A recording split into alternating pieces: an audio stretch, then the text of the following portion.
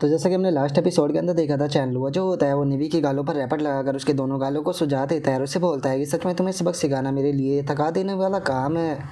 और अब इतना बोल कर चैनलुआ जो होता है वो अपने बैग को उठाते हुए जो गो किंग होती है उससे बोलता है कि गो किंग मैं अभी के लिए यहाँ से जा रहा हूँ, लेकिन मैं रात को तुम्हें पिक करने के लिए आऊँगा। और अब इतना बोलते के साथ ही जो चैन लुओ होता है वो वहाँ से चला जाता है और जो गो किंग होती है वो चैन लुओ की तरफ देखकर अपने मन में सोचती है कि चैन लुओ आखिर तुम क्या करने वाले हो, आखिर तुमने इतने जो फेमस और अमीर लोग हैं उनके नामों को अपने नोट्स के ऊपर क्यों लिखा हुआ था। और अब गो किंग के इतना सोचते के साथ ही जो चैन लुओ होता है वो हमें बताता है कि मैंने प्रॉब्लम से बचने के लिए 1 लाख रुपये जो थे वो अपने बैंक के अंदर डिपॉजिट करा दिए। इससे अलग मैंने अपना जो लुक था उसे भी थोड़ा बहुत चेंज किया और इससे अलग मुझे कपड़ों की भी ज़रूरत थी, तो इसीलिए मैंने कपड़ों की भी काफ़ी अच्छी शॉपिंग की। और अब इतना बोलते के साथ ही हम देखते हैं कि जो चैन लुओ होता है वो एक नए रूम के अंदर जो है वो आ चुका होता है। वहाँ पर आने के बाद में जो चैन लुओ होता है वो वहाँ पर अपने बैग को रखते हुए बोलता है कि मैंने एक नया अपार्टमेंट जो है वो यहाँ पर रेंट पर लिया है जो कि बिल्कुल कुकिंग के ऊपर है।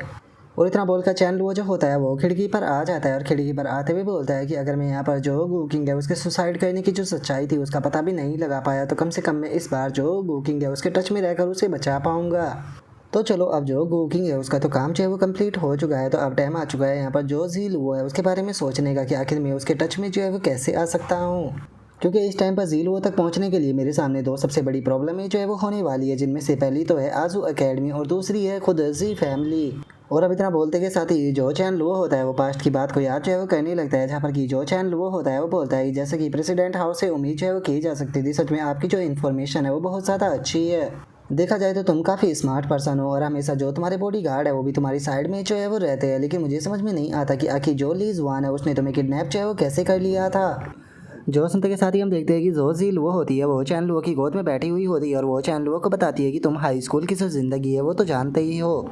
और उस टाइम पर मुझे स्ट्रीट रेसिंग जो है वो करना बहुत ही ज़्यादा पसंद था, तो इसीलिए स्ट्रीट रेसिंग का पूरी तरीके से एंजॉय लेने के लिए मैं अपने बॉडीगार्डों से बचते हुए जो स्ट्रीट रेसिंग थी वो करने के लिए चली गई थी। और जो नानसान गार्डन है उसके बारे में तो तुम जानते ही हो, वो इलाका कैसा है, वहाँ की जो सड़कें है वो काफ़ी ज़्यादा ही छोटी है और वहाँ पर जो रहने वाली पॉपुलेशन है वो भी काफ़ी ज़्यादा कम है। उस बास्टर ने उस जगह का फ़ायदा उठाकर मुझे किडनैप कर लिया था। जो सुनते के साथ ही जो चैन वो होता है वो उसे बोलता है कि तो क्या उसके बाद में तुमने जो स्ट्रीट रेसिंग थी उसे बंद कर दिया था। जो सुनते के साथ ही झील वो जो होती है वो उसे बोलती है कि हाँ बिल्कुल, क्योंकि वो चीज़ जो थी वो मेरे लिए एक नाइटमेयर बन गई थी। और झील वो की इस बात को सुनकर जो चैन वो होता है वो हंसते हुए उसे बोलता है कि ठीक है, जब तुम्हारा स्ट्रीट रेसिंग का मन करे दोबारा से तो तुम मुझे बता देना, मैं तुम्हारी मदद करूंगा ताकि तुम अपना जो ट्रॉमा है उसे ओवरकम कर सको। जो सुनते के साथ ही झील वो जो होती है वो मुस्कुराने लगती है और मुस्कुराते हुए उसे बोलती है कि अगर ऐसी बात है तो उस टाइम पर ये चीज़ जो है वो डिपेंड करेगी कि आखिर किसकी स्किल जो है वो ज़्यादा बेटर है। और अब इस मोमेंट को याद करते के साथ ही अचानक से जो चैन वो होता है उसे किसी के बारे में याद आ जाता है, जिसे याद करके चैन लो अपने मोबाइल को निकालते हुए बोलता है कि मैंने नहीं सोचा था कि मुझे इतनी जल्दी इसका यूज करना पड़ेगा। और अब इतना बोलते के साथ ही जो चैन लुओ होता है वो अचानक से किसी को कॉल लगा देता है और किसी को कॉल लगाते हुए उसे बोलता है कि लिटिल मनी में आधे घंटे के बाद मैं तुमसे कंपनी में मिलना चाहता हूँ। जो सुनते के साथ ही सामने वाली लड़की चैन लुओ से बोलती है कि तुम असल में हो कौन। जो सुनते के साथ ही चैन लुओ जो होता है वो उस लड़की से बोलता है कि जल्दी ही तुम्हें खुद इस चीज़ के बारे में अपने आप ही पता चल जाएगा।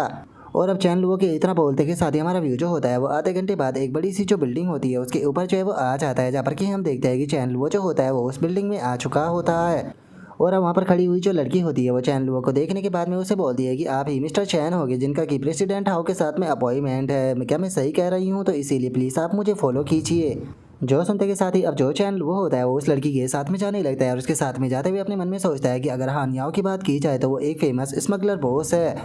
जिसके कि अगर कनेक्शन की बात की जाए तो अंडरवर्ल्ड और जो इस्टेब्लिशमेंट है दोनों के ही अंदर उसके जो कनेक्शन है वो बहुत ज़्यादा अच्छे हैं और इसी के साथ में इसके चैनल और जो रिसोर्सेज है वो भी बहुत ज़्यादा है। लेकिन अगर करंट टाइम पे बात की जाए तो जो हान याओ है वो इस टाइम पर काफ़ी बड़ी प्रॉब्लम में है, क्योंकि वो उसे ये चीज़ समझ में नहीं आ रही कि आखिर वो कैसे सीधे रास्ते पर जाए और कैसे अपने हाथों को क्लीन करे।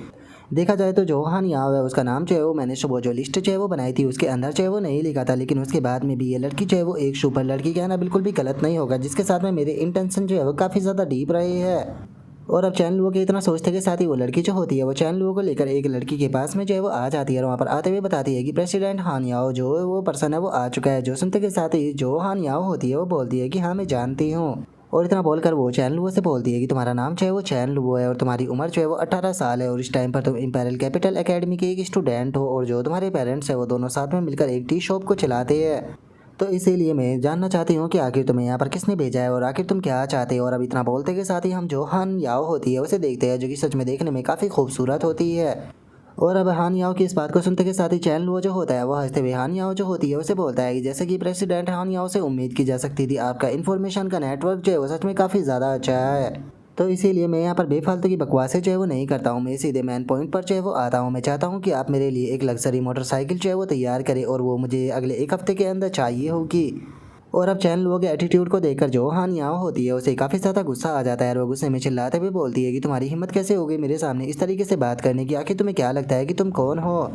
जो सुनते के साथ ही चैन लुओ जो होता है वो उसे बोलता है कि मैं जानता हूँ कि जो वो जियो होंग नाम का बच्चा है उसने यहाँ पर तुम्हें एक मोटरसाइकिल जो है वो दी है कस्टमाइज़ करने के लिए, जो कि उसे नेशनल डे से पहले जो है वो चाहिए होगी। मैं चाहता हूँ कि तुम वो मुझे दो। और अब चैन लुओ की इस बात को सुनते के साथ ही जो हान याओ होती है वो और भी ज़्यादा हैरान रह जाती है और हैरान होकर चिल्लाते हुए बोलती है कि तुम असल में हो कौन। और इतना बोलते के साथ ही हान याओ जो होती है वो अपने मन में सोचती है कि एक ऑर्डिनरी स्टूडेंट जो है वो इस तरह की इन्फॉर्मेशन के बारे में पता लगा ही नहीं सकता, तो इसीलिए मुझे पता करना होगा कि आखिर इस बच्चे के पीछे है कौन।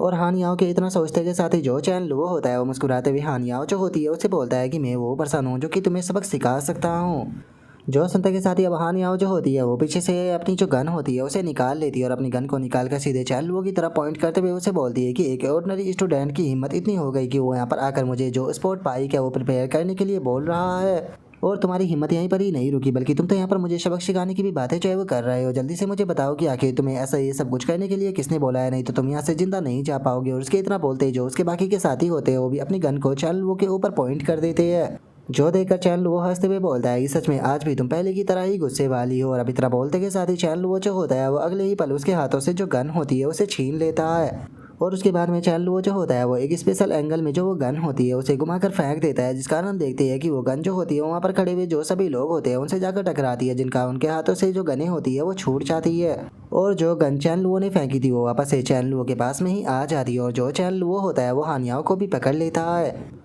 और अब उसे पकड़ने के बाद में चैन लुओ जो होता है वो मुस्कुराते हुए जो हान याओ होती है उसे बोलता है कि ठीक है, तो मुझे बताओ कि क्या अब तुम मुझसे सही तरीके से बात करोगी। जो सुनते के साथ ही हान याओ जो होती है वो अपने मन में सोचती है कि सच में इस बच्चे के पास में जो स्किल है वो सच में काफ़ी ज़्यादा शानदार है, इसीलिए इस प्रकार के पर्सन को दुश्मन बनाना बिल्कुल भी सही फैसला नहीं होगा। और अब इतना सोचकर हान याओ जो होती है वो अपने साथियों को रुकने का ऑर्डर देते हुए चैन लुओ से बोलती है कि तुम्हारी जो रिक्वेस्ट है उसे कंप्लीट करने में मुझे कोई प्रॉब्लम नहीं, लेकिन मैं ऐसी डील बिल्कुल भी नहीं करती जिसमें कि मेरा ही लॉस हो। जो सुनकर चैन लुओ जो होता है वो उसे बोलता है कि चिंता मत करो, मैं तुम्हारा नुकसान होने नहीं दूंगा। चलो मैं तुम्हें एक इन्फॉर्मेशन देता हूँ। नेशनल डे से पहले जो कस्टम और जो पुलिस है वो एक साथ में मिलकर यहाँ पर एक एंटी स्मगलिंग ऑपरेशन को चलाने वाली है हियांग गैंग डिस्ट्रिक्ट के अंदर, और शायद तुम भी इसके बारे में जानती होगी। जो सुनकर हान याओ भी हैरान रह जाती है। और अब जो हान याओ होती है वहाँ पर खड़ी हुई जो लड़की होती है उसे बोलती है कि हाँ जी, जल्दी से किसी को जो अकेले गार्डन है वहाँ पर भेजो और पता करो कि क्या वो पर्सन अभी भी वहीं पर ही मौजूद है। जो सुनते के साथ ही वो लड़की भी ओके बोल देती है। जिसके बाद में अब जो हान याओ होती है वो अपना जो बॉस होता है उसे कॉल करती है और उसे कॉल करते हुए बोलती है कि बॉस, क्या आपने जो ब्यूरो है उसके बारे में कोई रूमर जो है वो सुने हैं। और हान लुओ की इस बात को सुनकर जो बॉस होता है वो गुस्से में चिल्लाते हुए हान लुओ से बोलता है कि तुम किस रूमर्स की बात कर रही हो, बेफालतू की अपनी ही जो कैलकुलेशन है उसे करना बंद करो, मैं बहुत ज़्यादा बिजी हूँ तो मुझे यहाँ पर परेशान मत करो। और अब इस चीज़ को सुनते के साथ ही जो हान याओ होती है उसे काफ़ी ज़्यादा गुस्सा आ जाता है और वो गुस्से में अपने मन में सोचती है कि ये पहले से ही तैयार किया गया एक बहाना है, जिसका मतलब है कि चैन लुओ जो है वो यहाँ पर सच बोल रहा है। और अब उसके इतना सोचते के साथ ही जो उसकी साथी होती है वो वहाँ पर आते हुए उसे बोलती है कि प्रेसिडेंट वो लड़की जो है वो वहाँ पर नहीं है, मैंने यहाँ पर जो कैमरा है वो चेक किया और मुझे पता चला कि 3 दिन पहले ही वो अपने सारे सामान को पैक कर वहाँ से भाग गई है। जो सुनते के साथ ही हान याओ जो होती है वो गुस्से में बोलती है कि ठीक है, जो ब्रदर्स है उन्हें नोटिफाई करो कि जो सामान है उसे यहाँ से बाहर जो है वो पहुँचा दे। जिस टाइम पर ये मैटर जो है वो खत्म हो जाएगा तो उस टाइम पर मैं गुप्त रूप से उसकी शिकायत जो है वो करने वाली हूँ और उसी के साथ में उसकी प्रेमिका के साथ में मिलने वाली जो उसकी वीडियो थी उसे भी वायरल जो है वो करने वाली हूँ। जो सुनकर वे सभी भी ओके बोल देते हैं और जो हान लुओ होती है वो गुस्से में चिल्लाते हुए बोलती है कि मैंने उस बास्टर्ड के ऊपर इतना सारा पैसा जो है वो बर्बाद किया, लेकिन जरा उसे देखो तो वो बास्टर्ड यहाँ पर मुझे मरवाना चाहता है, अगर मैं मरी तो मैं छोड़ूंगी भी उस बास्टर्ड को भी नहीं। और उसके इतना बोलते के साथ ही चैन लुओ जो होता है वो मुस्कुराते हुए जो हान याओ होती है उसे बोलता है कि सच में तुम्हारा गुस्सा तो काफ़ी ज़्यादा खतरनाक है, अब समझ में आया कि आखिर तुमने अंडरवर्ल्ड के अंदर अपने पैर कैसे जमाए। जो सुनते के साथ ही हान याओ जो होती है वो मुस्कुराते हुए चैन लुओ जो होता है उसे बोलती है कि तुम्हारी वार्निंग के लिए बहुत बहुत शुक्रिया, तुमने इस बार मेरी जान जो है वो बचाई है, इसीलिए तुम्हें बाइक की चिंता करने की कोई ज़रूरत नहीं है। एक हफ्ते में जो बाइक है वो तुम्हारे पास में जो है वो पहुंच जाएगी। और केवल इतना ही नहीं, अगर फ्यूचर में कभी भी तुम्हें मेरी मदद की ज़रूरत है तो तुम मेरे पास में आ सकते हो, मैं बिना किसी हेजिटेशन के तुम्हारी मदद करूंगी। जो सुनते के साथ ही चैन लुओ जो होता है वो मुस्कुराते हुए उसे बोलता है कि तुम्हारे कहने पर मुझे एक चीज़ जो है वो याद आई है, तो क्या तुम अपने कुछ बंदों को मेरे साथ में जो है वो भेज सकती हो। जो सुनते के साथ ही जो हान याओ होती है वो अपने साथ वाली जो लड़की होती है उसे बोलती है कि हाउसी मैं चाहती हूँ कि तुम यहाँ पर सभी लोगों को यहाँ पर जो सामान है उसे यहाँ से निकालने पर लगा दो और जो बचे हुए लोग हैं उनमें से कुछ लोगों को यहाँ पर चैन लुओ के साथ में भेज दो। जो सुनकर वो लड़की भी ओके बोल देती है। जो सुनकर अब वो लड़की जो होती है वो चैन लुओ को लेकर वहाँ से जाने लगती है और जो चैन लुओ होता है वो हानियाओं से बोलता है कि लिटिल मंकी जैसे ही तुम अपने सारे काम को यहाँ पर कंप्लीट जो है वो कर लोगी तो उसके बाद में हम लोग जो है वो नाउ लोन पार्क जो है वहाँ पर मिलेंगे। और अब उसके इतना बोलते के साथ ही हमारा व्यू जो होता है वो एक शॉप जो होती है उसके ऊपर जो है वो आ जाता है जहाँ पर कि एक शॉप ओनर जो होता है वो अपने सामान को सेल करते हुए उस बंदे से बोलता है कि आपके 3.2 युवान जो है वो हुए हैं लेकिन आप 3 युवान दे सकते हो। जो सुनते के साथ ही वो बंदा भी ओके बोल कर पेमेंट कर देता है। लेकिन जो वो शॉप ओनर होता है हम देखते हैं कि उस पर्सन के ऊपर दूर खड़ा हुआ एक पर्सन जो होता है वो नज़र रख रहा होता है और उस पर्सन को देखने के बाद में वो बंदा जो होता है वो शॉप से बाहर जो है वो चला जाता है। और अब हम देखते हैं कि वो बंदा जो होता है वो वहाँ पर खड़े हुए कुछ लोग जो होते हैं उनके पास में आ जाता है। उनके पास में आते हुए बोलता है कि ठीक है यहाँ पर जो चैन फैमिली है उसकी शॉप की बात की जाए तो वो बिल्डिंग 3 के यूनिट 3 में है। अगर उन दोनों की बात की जाए तो वो बस एक मैरिड कपल है तो इसीलिए मुझे नहीं लगता कि वहाँ पर किसी भी प्रकार की प्रॉब्लम जो है वो होने वाली है तो इसीलिए मैं यहाँ से जा रहा हूँ। जो सुनते के साथ ही वहाँ पर खड़ा हुआ एक बंदा जो होता है वो हेलमेट को पहनते हुए बोलता है कि जो बॉस थे उन्होंने हमें कहा था कि यहाँ पर जो चैन सर नेम वाली फैमिली है उसे हमें एक सबक जो है वो सिखाना है तो चलो जल्दी से चलकर उन्हें सबक सिखाते हैं। और उस बंदे के इतना बोलते के साथ ही अचानक से कोई आकर उस बंदे का हाथ जो है वो पकड़ लेता है और उसे बोलता है कि क्या जो नेवी है उसने तुम लोगों को यहाँ पर भेजा है। और अब उतना बोलते के साथ ही हमें पता चलता है कि वहाँ पर वो बंदा कोई और नहीं बल्कि चैन लुओ होता है। और चैन लुओ को अपना हाथ पकड़ता हुआ देखकर वो बंदा गुस्से में चैन लुओ जो होता है उसे बोलता है कि तुम्हारी हिम्मत कैसे हो गई मेरे हाथ को पकड़ने की। जो सुनकर चैन लुओ उसे बोलता है कि मुझे बताओ कि क्या यहाँ पर जो नेवी है उसी ने तुम्हें भेजा है। जो सुनते के साथ ही वो हेलमेट वाला बंदा जो होता है वो चैन लुओ से बोलता है कि तुम किस नेवी की बात कर रहे हो मैं किसी नेवी को नहीं जानता। और उसके इतना बोलते के साथ ही हम देखते हैं कि उस बंदे के जो बाकी के साथी होते हैं उसे चैन लुओ के साथ में आए हुए बंदों ने पकड़ लिया होता है। और उसके इतना बोलते के साथ ही जो हानियाओं की साथी होती है वो चैन लुओ के पास में आकर उसे बताती है कि यंग मास्टर इनकी बॉडी के ऊपर ड्रैगन का टैटू बनाया और इनके पास में सजाकू मोटरसाइकिल है और इस एरिया को देखकर ऐसा लगता है कि शायद ये लोग जो है वो अजूरा ड्रैगन बाइकर गैंग से है। जो सुनते के साथ ही चैन लुओ जो होता है वो बोलता है कि क्या अजूरा ड्रैगन बाइकर गैंग। जो सुनते के साथ ही वो लड़की चैन लुओ से बोलती है कि हाँ ये एक लो लेवल की गैंग है अगर आप चाहते हो तो हम इनके बॉस और जो बाकी के मेंबर है उन सभी को पकड़ कर लेकर आ सकते हैं। जो सुनते के साथ ही चैन लुओ जो होता है वो काफ़ी ज़्यादा सीरियस जो है वो हो जाता है और सीरियस होते हुए उसे बोलता है कि ठीक है मैं चाहता हूँ कि इनके गैंग के जितने भी मेंबर हैं उन सभी को लेकर आओ।